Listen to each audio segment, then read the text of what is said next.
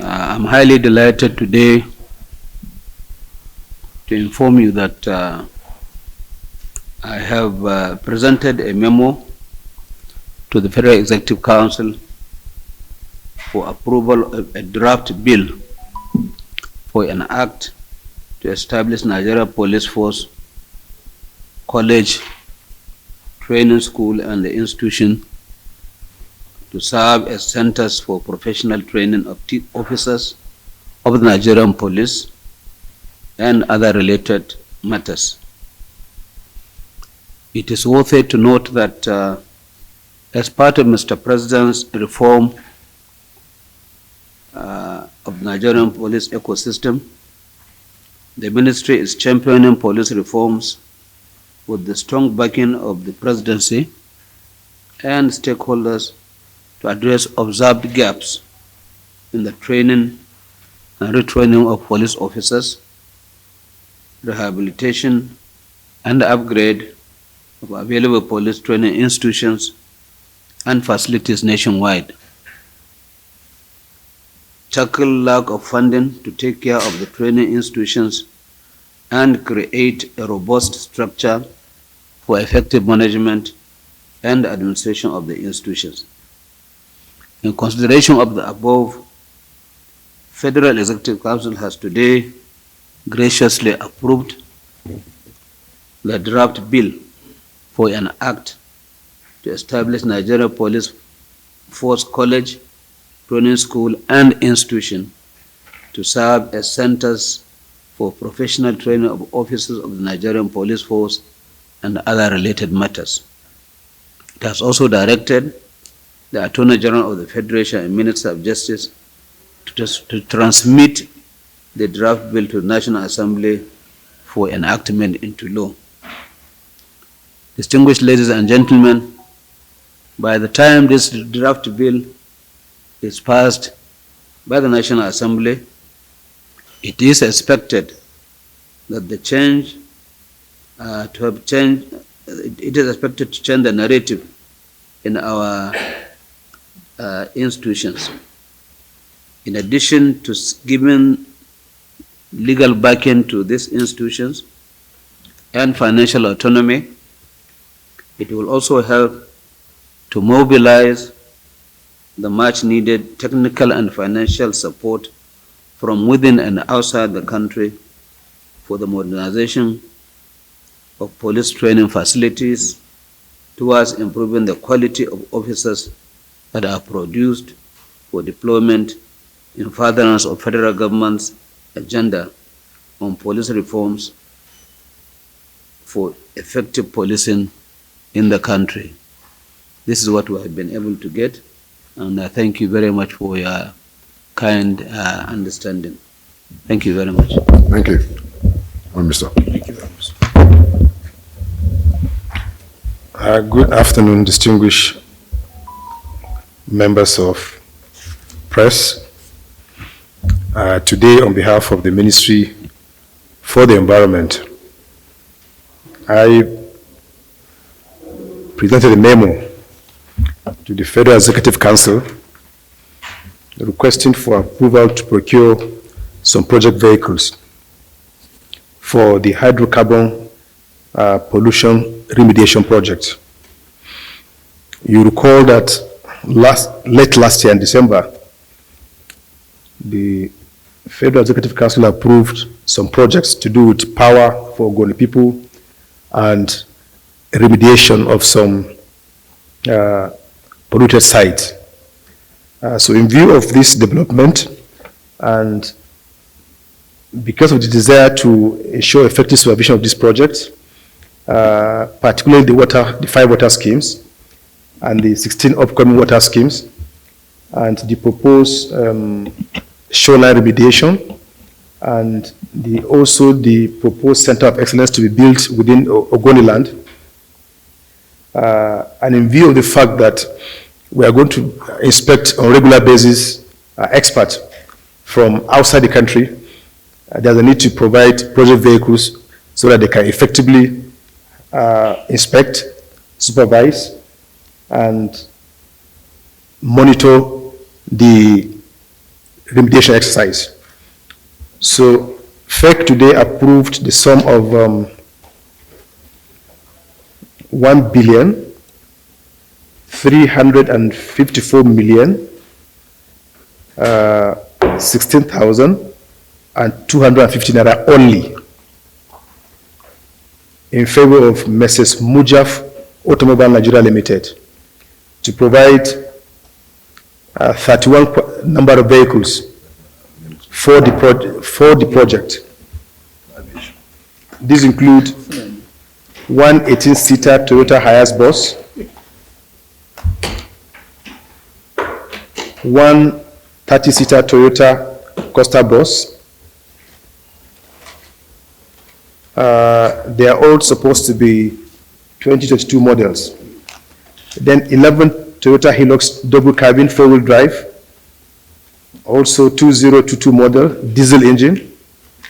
Then 15 numbers Toyota Hilux double cabin 4-wheel drives, also this one petrol engine, also 2022 models. Then one Toyota Land Cruiser twin turbo 2022 model. And lastly, 2 units of Land Cruiser V6 Prado for the project. So all in all, about 31 vehicles were approved for the hydrocarbon pollution remediation project to ensure effective supervision of the project, particularly the remediation site. Essentially, this is what we presented and was approved by FEC. I thank you for listening.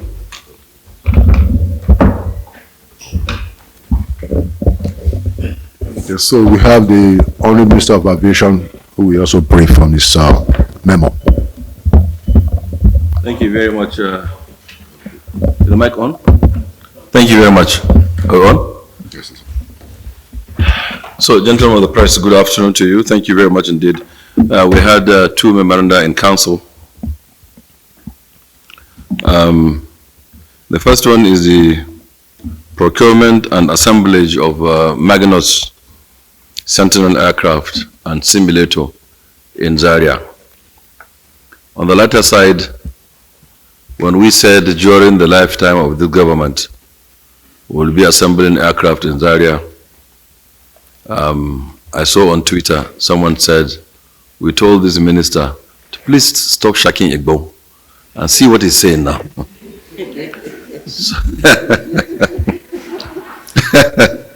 So I'm happy to announce today is the reality.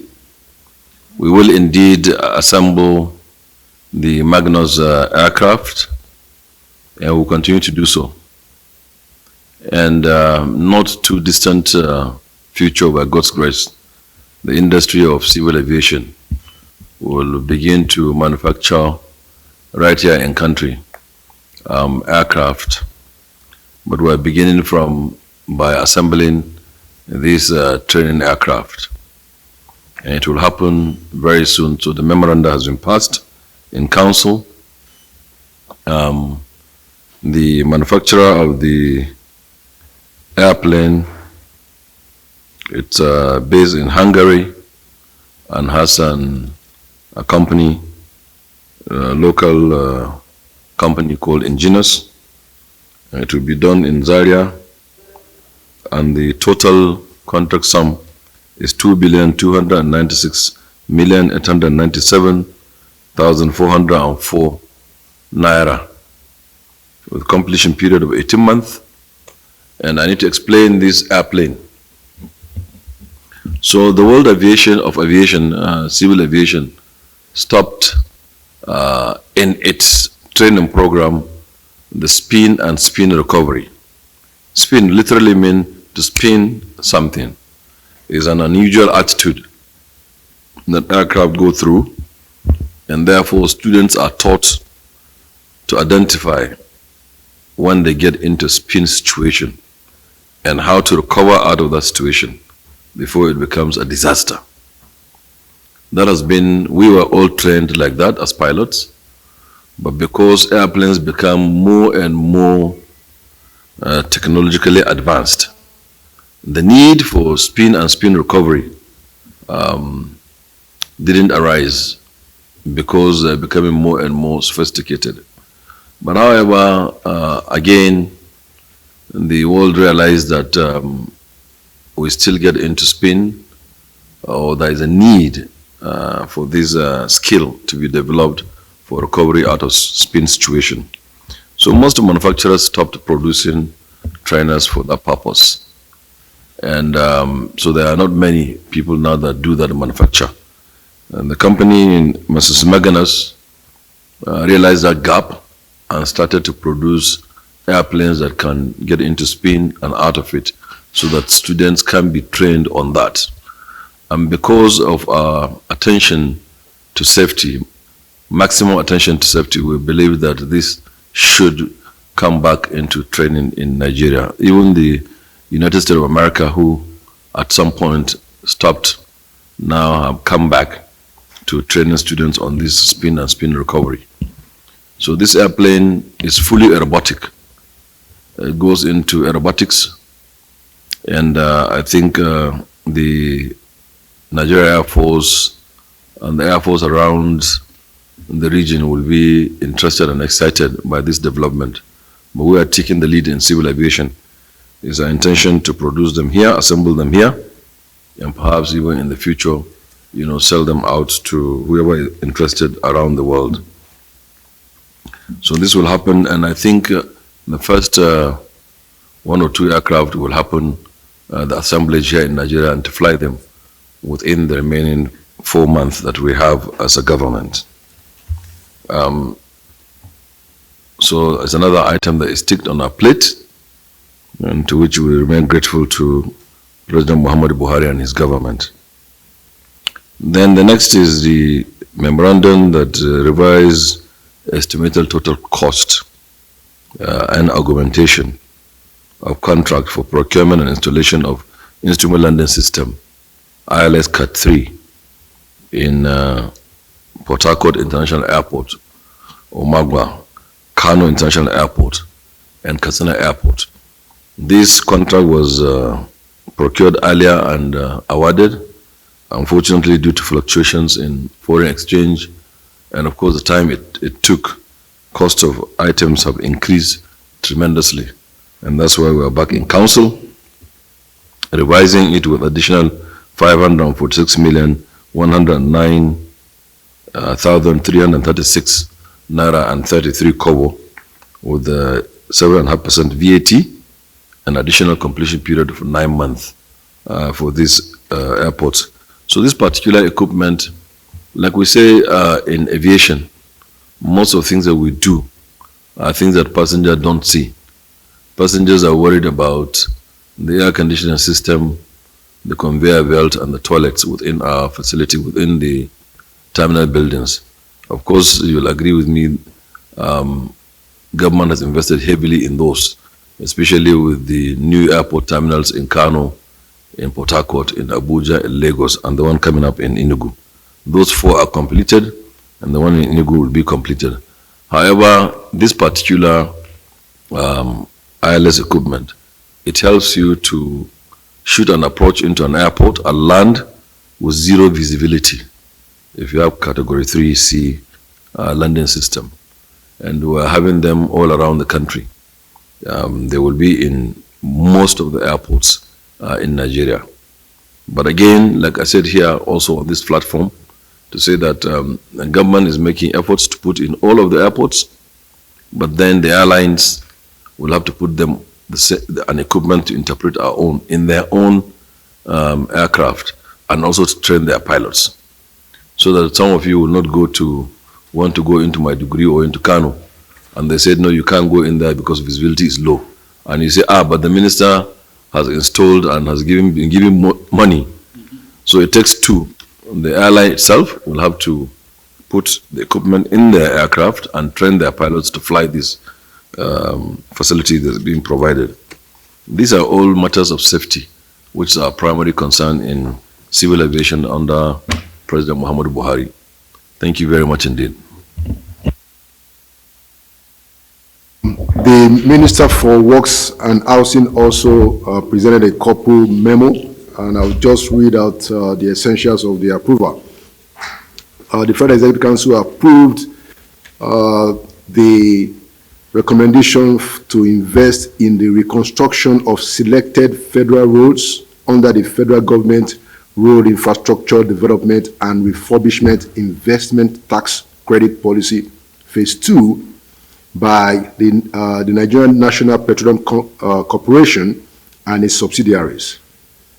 So the Council approved the proposal by the Ministry of Works and Housing for the reconstruction of 44 proposed federal roads with a total length of 4,554 kilometers in the total sum of 1.9 trillion naira.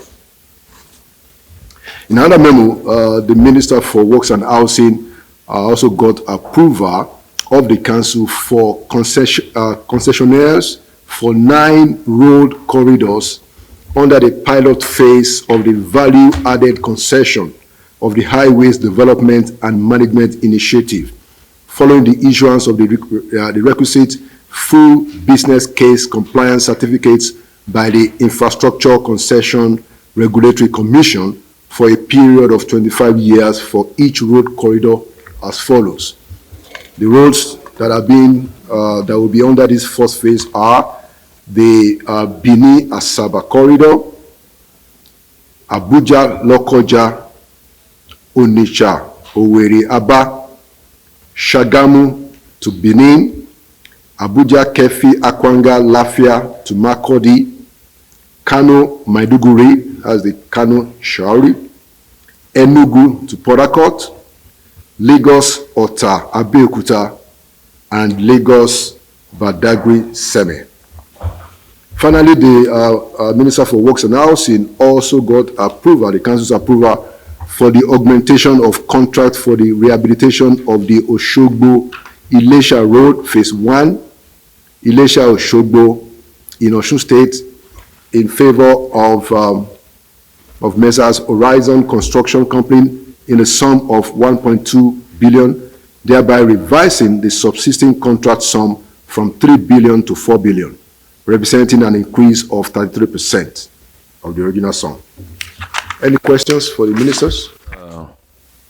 Speaking to the Nigeria Limited, which is a limited liability company known to Nigeria laws, which sought to have investors into the company, just like having MTN to have somebody from South Africa or Lebanon to invest, or any other company for that matter. The question is in 2 parts. One part is a court case. I don't think I should comment on something that is in court, which may be sub judice. But whether the project will continue, perhaps yes, from our perspective. There's nothing that is stopping the takeoff for the airline. And to make a quick statement that Nigeria is a market of 200 million people. And all of the airlines that are having the opportunity to do business in Nigeria love it. Love it doing it here. And the market, it's good. The potentials, not only potential, the availability of the market and propensity to fly is very high in Nigeria. We understand it in government that this is one catalyst for our economy. It will improve our GDP and contribute to connect markets and businesses and ginger our economy. And government will not just fold our hands and fold our arms and watch as the sector is becoming inefficient. And in line with the AU Agenda 2063 of integration, we believe this is one way that the country can be integrated and or with the rest of Africa. You know, over 90% of airlines that are doing business in Africa are non-Africans. So, yes, the airline by God's grace will continue and it will soon start flying.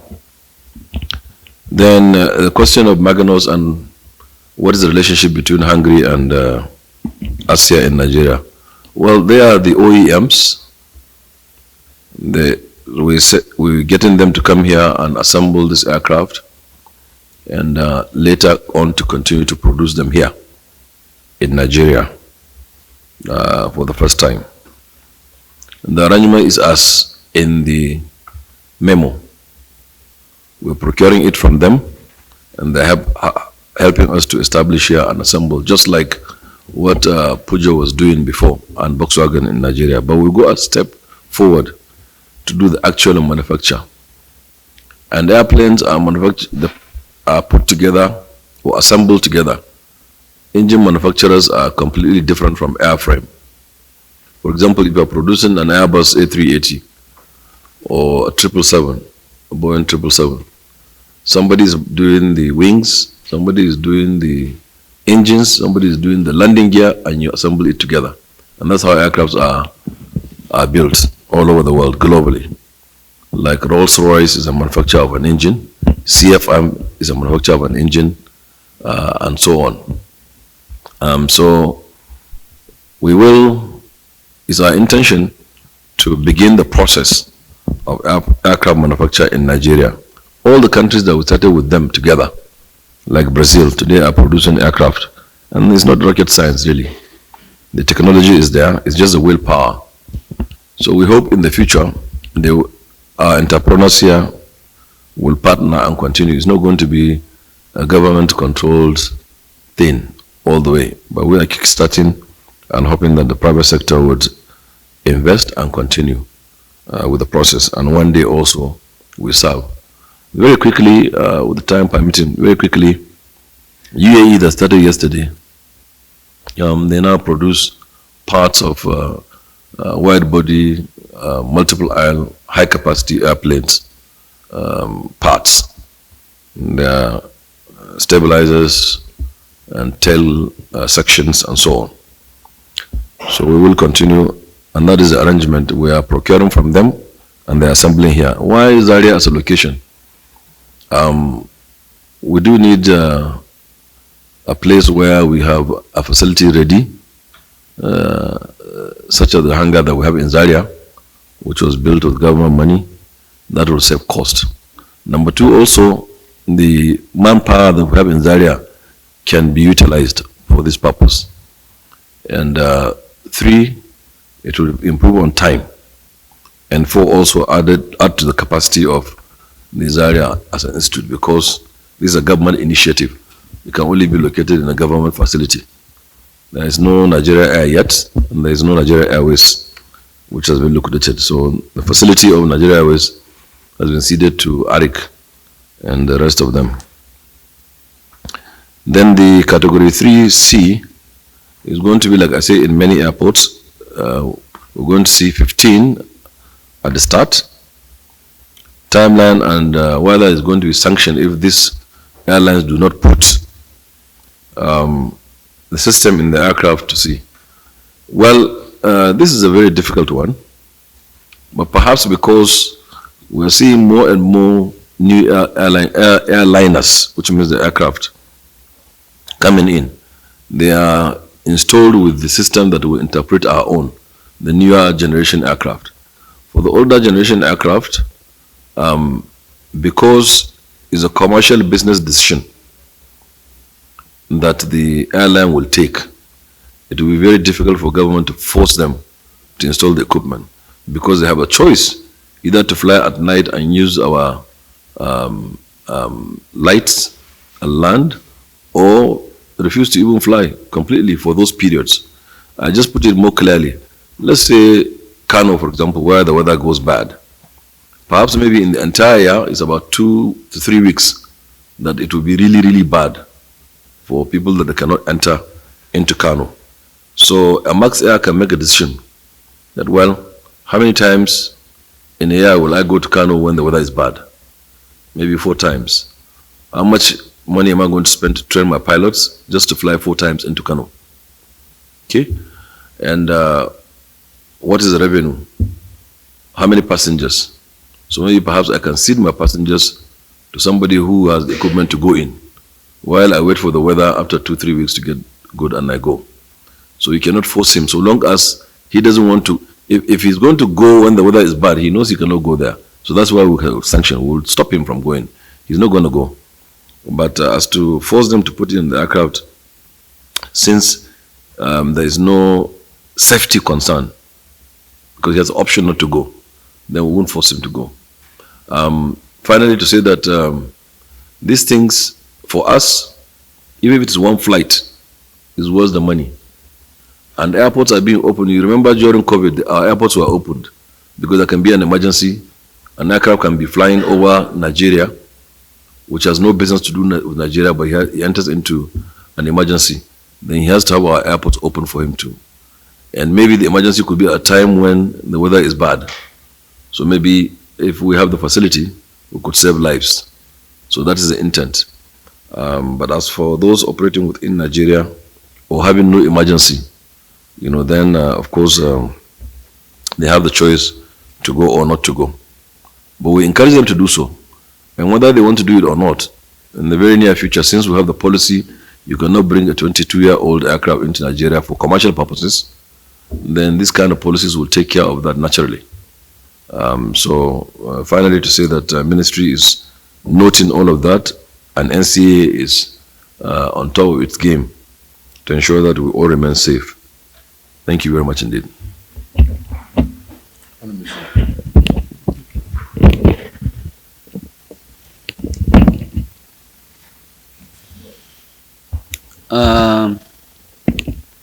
The first question asked by Channels Television is whether the proposed bill is going to aid in reducing the level of corruption among police personnel in this country. I want to say that even before this proposal, even before this police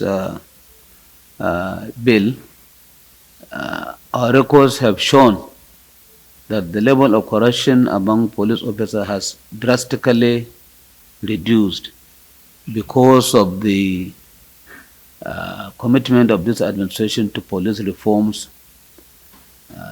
I will report positively that the level has drastically reduced. But I want you to note that one of the fundamental objectives of this reform is to improve the standard of teaching and learning in our police institutions. And it is expected that by the time you improve this method of teaching and learning, you are expected to have good quality materials that are coming out who are fully polished to appreciate the need to be more professional and talk less of corruption in the course of our duty. So I think by implication, it will also help in reducing this unfortunate incident among police personnel. The second question raised by Arise TV, wanting to know how many institutions are we going to establish through this draft bill. I want to say that this draft bill is talking about the institutions that are already on ground and functioning.